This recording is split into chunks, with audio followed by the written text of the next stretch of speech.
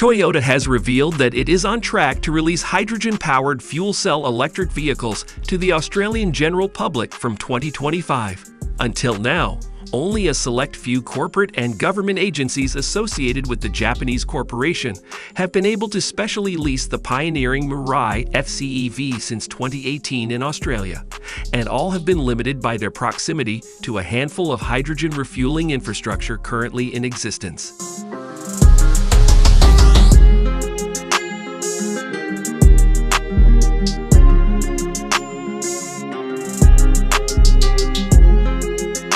The front of the Mirai Sport Concept showcases a redesigned bumper that departs from the standard Mirai's large chrome-infused grille.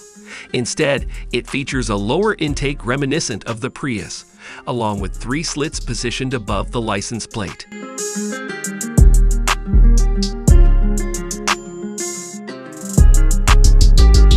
Additionally, a black trim piece is inserted between the headlights. The rear bumper has also received updates, including a diffuser-style trim finished in glossy black, complemented by a subtle rear spoiler.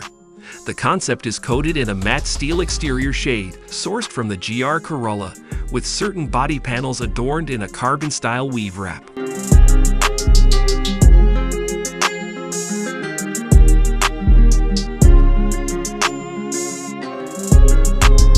There is no mention of other mechanical upgrades, although it would be nice for those looks to be combined with a power increase.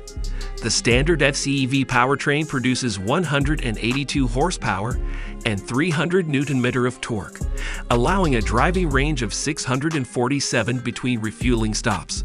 Note that the Mirai shares its TNGAL platform with the upcoming Toyota Crown Sedan and the Lexus LS flagship.